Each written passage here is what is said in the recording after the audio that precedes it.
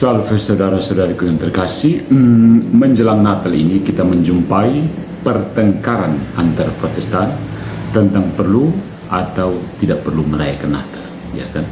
Seorang pendeta reform seperti MBM mengatakan mereka perlu merayakan Natal, sementara pendeta Advent dari videonya yang baru numpang di beranda saya bersikeras bahwa Natal tidak perlu.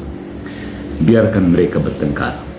Pertanyaan bagi kita sekarang adalah siapa yang dapat secara otoritatif menengahi antara orang-orang Kristen yang mengaku dipimpin oleh Roh Kudus ke dalam penafsiran Alkitab yang saling bertentangan, alias orang Kupang bilang baku naik. Roh Kudus tidak akan menuntun dua orang Kristen ke dalam pandangan yang bertentangan. Dan this is true. Akan tetapi saudara-saudari, ini juga merupakan ciri khas dari seluruh sejarah Protestan. Dan itu sangat mendasar bagi keberangkatan seorang mantan Protestan yang merefleksikan hal ini bernama Fred Nolte meninggalkan Protestantisme. Ya, Roh Kudus tidak berbohong. Roh Kudus adalah pengadilan banding akhir untuk klaim kebenaran Protestan. Namun Protestan memiliki pandangan yang kontradiktif. Bukan berarti setiap ketidaksepakatan di antara mereka itu penting, ya pasti ada hal-hal yang ya sekedar karena perbedaan semantik. Tetapi juga tidak dapat disangkal bahwa mereka tidak setuju tentang hal-hal penting dan yang dengan cara apapun tidak dapat diperhitungkan secara wajar sebagai masalah indiferensi, masalah hal remeh-temeh. Untuk ini mereka menciptakan istilah theological triage sebab mereka sendiri sebenarnya kewalahan dengan pelbagai pertentangan di antara mereka sendiri. Bahkan para reformis magisterial, yaitu orang-orang Protestan yang mengakui magisterium, sehingga ketika menolak magisterium gereja Katolik mereka membuat magisterium sendiri, seperti Protestan Calvinian, Protestan Lutheran. Mereka mengatakan bahwa dalam kasus-kasus ketidaksepakatan seperti itu, Roh Kudus hanya dapat memimpin salah satu dari dua atau lebih pihak. Tetapi poin kritisnya adalah bahwa tidak mungkin bagi Protestan untuk membedakan kebenaran dari kesalahan dalam kasus-kasus seperti itu dengan cara mereka sendiri, with their own way. Ya, tidak mungkin, ya. Impossible. Tidak peduli apa yang mereka katakan. Ya. Dan pada poin-poin di mana itu penting, tidak dapat dibayangkan bahwa Roh Kudus akan meninggalkan mereka dalam kesulitan. Ya, boleh dikatakan demikian. Jika apa yang mereka katakan tentang bagaimana Roh Kudus bekerja itu adalah sesuatu yang benar. Nah, reaksi yang biasa terhadap persoalan seperti ini adalah mengabaikannya begitu saja, yang sebenarnya tidak rasional ya, dan mungkin merupakan dosa terhadap kebenaran. Atau yang paling jelas adalah membelah diri menjadi kelompok-kelompok yang semakin kecil dan lebih terisolasi.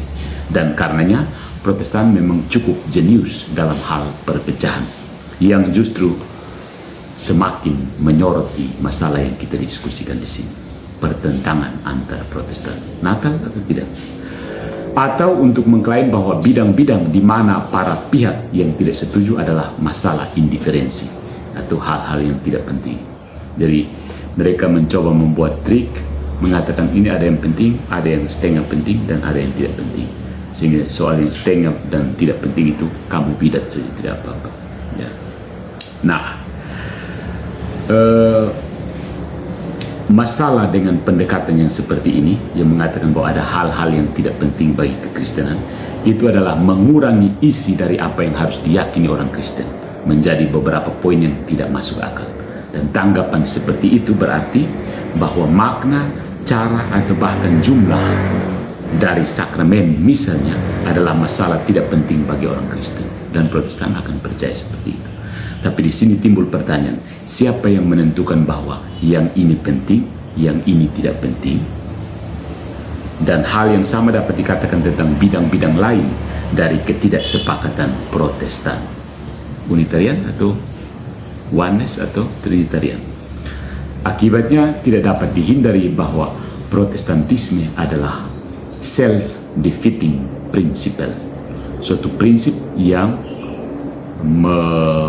memakan dirinya sendiri. Saya pernah bilang autofagi kan, ini adalah prinsip self-defeating, mengalahkan dirinya sendiri, menghapus dirinya sendiri. Nah, mereka tidak mengatakan bahwa Roh Kudus berbicara dengan suara atau dengan cara lain yang dapat diverifikasi secara publik. Tidak. kepada pihak-pihak yang berselisih untuk menyelesaikan perselisihan. Justru mereka lebih suka mengatakan bahwa Roh Kudus berbicara secara internal kepada setiap orang. Ingat Institute of the Christian Religion dari Calvin, bukan? Tetapi tidak mungkin untuk membedakan mana yang pimpinan roh dengan cara seperti itu dari sekedar subjektivisme manusia-manusia belaka. Dan sungguh, semua ini adalah memperkuat dalam pikiran mereka masing-masing pihak yang terkait dengan pertengkaran itu, bahwa pandangannya adalah yang benar. Coba lihat DN dan Erastus Sabdono misalnya. Karena tentu saja mereka semuanya sepenuhnya yakin akan kesetiaan mereka sendiri di hadapan Tuhan dan akan kemampuan mereka sendiri dalam penafsiran. Perhatikan DN, bukan? Dan tentu saja tidak dapat dibayangkan oleh mereka bahwa Roh Kudus akan menyesatkan mereka. NDN tidak akan percaya bahwa Roh Kudus bisa menyesatkan dia, bukan? Nah, namun pihak lain juga, Erastus Sabdono misalnya, mengatakan hal yang sama. Joshua Teo juga mengatakan hal yang sama tentang diri mereka sendiri. Akibatnya, Protestantisme adalah sebuah self-defeating prinsip yang merugikan dirinya sendiri. Akibatnya, saya sekarang seorang Katolik, kata Fred Nolte, mantan Protestan tadi.